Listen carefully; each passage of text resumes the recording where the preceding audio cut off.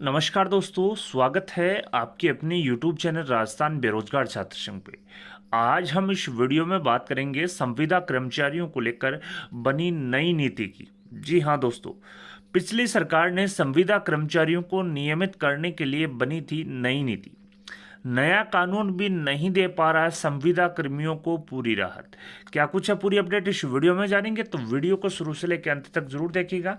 आप देख सकते हैं, मैं बता दूं, पिछली सरकार ने Rajasthan contractual hiring to civil force rules 2022 का गठन यहां पर किया था और ये अधिसूचना 11 जनवरी 2022 को इम्प्लीमेंट हुई।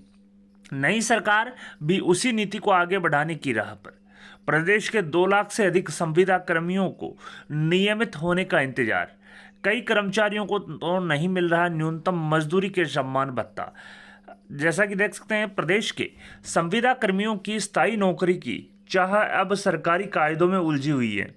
पिछली सरकार ने संविदा कर्मचारियों के लिए अलग से कैडर बना दिया था, लेकिन पक्की नौकरी का तोहफा अभी तक नहीं मिल सका। इस वजह से प्रदेश के 2 लाख से अधिक सरकारी कर्मचारियों को पक्की नौकरी के साथ साथ समान वेतन भत्तों का भी इंतजार है। सरकार की ओर से दावा किया जा रहा है कि संविदा कर्मचारियों के लिए पदों का सृजन कर लिया गया है। खास बात यह है कि कई विभागों में तो पदों का सृजन नहीं होने से संविदा कर्मचारियों की आस टूट चुकी है। वहीं 50,000 से अधिक कर्मचारी ऐसे हैं जिनके लिए नई व्यवस्था के हिसाब से पदों का सृजन तो हो गया, लेकिन वेतन बढ़ोतरी का तोहफा नहीं मिल सका। वहीं चिकित्सा स्वास्थ्य विभाग को छोड़कर किसी भी विभाग में संविदा कर्मचारियों को बोनस अंक देते हुए भर्तियों को आगे नहीं बढ़ाया गया है। नए कानून आप देख सकते हैं, मैं बता दूं, कर्मचारियों का सवाल वेतन भत्तों में बढ़ोतरी क्यों नहीं। तो आप देख सकते हैं, नए कानून के कई बिंदु संविदा कर्मचारियों के निशाने पर हैं। संविदा कर्मचारियों का कहना है कि सरकार ने सैकड़ों संविदा कर्मचारियों को इसके दायरे में तो ले लिया, लेकिन वेतन भत्तों में कोई बढ़ोतरी नहीं हुई है। इस कई कर्मचारियों का कहना है कि नए कानून के बाद उनके अवकाशों में भी कटौती की गई है, उनमें नाराजगी है। कांग्रेस ने वर्ष 2019 में कमेटी गठित की, 2021 में नियम बनाने की घोषणा। पिछली सरकार ने सत्ता में आने के बाद 1 जनवरी 2019 को संविदा कर्मचारियों की समस्या समाधान के लिए मंत्रिमंडलीय उप समिति का गठन किया। इसमें तत्कालीन ऊर्जा मंत्री बीडी कल्ला को अध्यक्ष बनाया और तत्कालीन चिकित्सा मंत्री रघु शर्मा, तत्कालीन शिक्षा मंत्री गोविंद सिंह डोटासरा, महिला बाल विकास मंत्री ममता भूपेश और खेल मंत्री तत्कालीन अशोक चांदना को सदस्य बनाया। कमेटी में कार्मिक विभाग के प्रमुख सचिव को सदस्य बनाया गया था। सरकार ने पिछले साल संविदा कर्मचारियों के लिए अलग से नियम भी बनाए गए थे। आप देख सकते हैं, भाजपा 5 साल उलझा रहा मामला। भाजपा सरकार ने 2 जनवरी 2014 को संविदा कर्मचारियों की समस्याओं के निराकरण के लिए 4 सदस्यीय कमेटी का गठन किया था।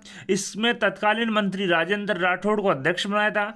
कमेटी में तत्कालीन मंत्री यूनिस खान, अजय सिंह को सदस्य और सदस्य सचिव कार्मिक विभाग के प्रमुख सचिव को बनाया गया था।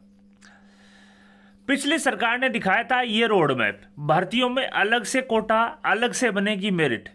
आप देख सकते हैं, कांग्रेस सरकार की नई नीति में संविदा कर्मचारियों को नियमित करने के लिए आगामी भर्तियों में अलग से कोटा तय किए जाने की व्यवस्था भी की गई थी। जैसे किसी विभाग में 5,000 पदों में भर्ती होनी है तो उसमें से 3 से 5% जो पद हैं वो अलग से संविदा कर्मचारियों के लिए तय किए जाने हैं।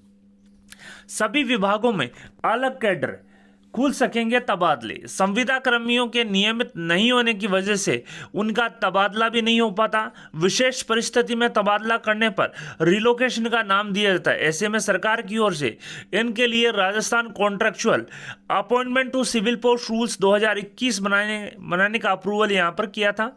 तो दोस्तों, यहाँ पर आप देख सकते हैं, Rajasthan contractual hiring to civil post rules 2022 बनाए गए, लेकिन अभी तक संविदा कर्मचारियों की पूरी राहत नहीं मिल सकती है।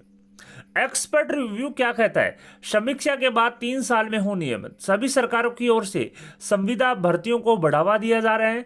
सरकार को युवाओं को राहत देते हुए 3 साल की सेवाओं से संतुष्ट होने के बाद नियमित करने का तोहफा देना चाहिए। साथ ही पिछली सरकार की ओर से गाइडलाइन में कई तकनीकी खामी है। नई सरकार को संविदा कर्मचारियों से सुझाव लेकर नीति में बदलाव करना चाहिए, और यह कहना है महेंद्र कुमार जो कैरियर काउंसलर हैं सीकर से, उनका। अब यहां पर चर्चा करते हैं दोस्तों, विभागवार क्या स्थिति है, कौन से विभाग में कितने पद सर्जित किए और कितने कितने जो संविदा कर्मचारी हैं वो फिलहाल यहां पर कार्यरत हैं।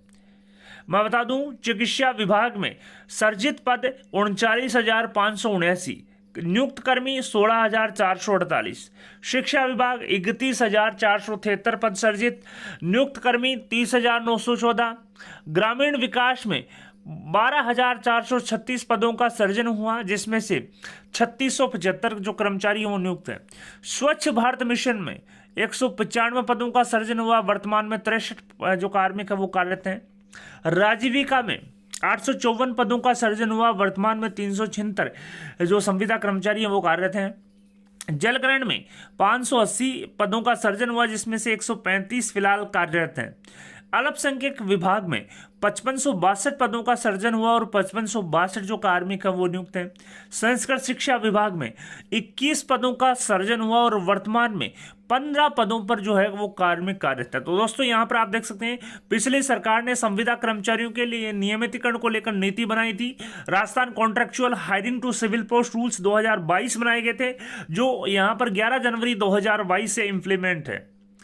नया कानून संविदा कर्मचारियों को पूरी तरह राहत नहीं दे पा रहा है। नई सरकार से आस है कि संविदा कर्मचारियों के जो रूल्स बनाए गए थे 2022 में, जो टेक्निकल खामियां हैं उनको दुरुस्त करते हुए 3 साल होने पर इनके नियमितीकरण की जो है कार्रवाई वो यहां पर की जाएगी। एक्सपर्ट व्यू का भी यही मानना है कि समीक्षा के बाद में 3 साल में संविदा कर्मचारियों का नियमित होना चाहिए। साथ ही साथ मैं बता दूं, कॉन्ट्रेक्चुअल रूल्स 2022 में कई ऐसे टेक्निकल जो फॉल्ट हैं वो रहे हैं, जिसमें जो पहले संविदा कर्मचारियों को गेजुअल जो लीव है वो 20 यहाँ पर मिलती थी, अब नए नियमों के तहत अब 12 जो गेजुअल लीव है वो यहाँ पर 12 मिल रही है, यानी कि आकस्मिक अवकाश जो है 8 कम हो चुके हैं। कई जैसे कि NHM में 25 जो है CL मिलती थी, अब उनको भी 12 CL मिल रही हैं। अन्य विभागों में 20 CL मिल रही थी, अब उनको भी 12 CL यहाँ पर मिल रही हैं। साथ ही संविदा कर्मचारियों को कहना है कि कॉन्ट्रेक्चुअल रूल्स 2022 में जो टेक्निकल फॉल्ट हैं, जो तकनीकी कमियां हैं, उनको दुरुस्त करते हुए वेतन भत्तों में बढ़ोतरी की जाए। साथ ही साथ यहां पर समीक्षा के बाद 3 वर्ष जिस संविदा कर्मचारी को हो चुके हैं, ऐसे संविदा कर्मचारियों को नियमित किया जाए। तो दोस्तों, नई सरकार से यही आस है कि जल्द से जल्द इन नियमों में बदलाव होगा और बदलाव होने के बाद में वेतन भत्तों में बढ़ोतरी होगी। साथ ही साथ समीक्षा के बाद में 3 साल में जो कर्मचारी हैं वो नियमित हो सकेंगे। तो आप देख सकते हैं, मैं एक बार फिर से बता देता हूं विभागवार स्थिति। चिकित्सा विभाग में 39,579 पद सर्जित किए, जिसमें से 16,448 कर्मचारी कार्यरत हैं। शिक्षा विभाग में 31,473 क्रम जो है पद सर्जित किए, जिसमें से 30,914 जो कर्मचारी वो कार्यरत हैं। ग्रामीण विकास विभाग में 12,436 पद सर्जित किए, जिसमें से 3,675 कार्मिक कार्यरत हैं। स्वच्छ भारत मिशन में 195 पद सर्जित किए, जिसमें से 63 कार्यरत हैं। राजीविका में 854 पद सर्जित किए, जिसमें से 376 कार्मिक कार्यरत हैं।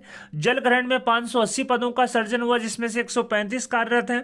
अल्पसंख्यक विभाग में 5562 जो पदों का सर्जन हुआ और 5562 जो संविदा कर्मचारी हैं वो यहां पर कार्यरत हैं।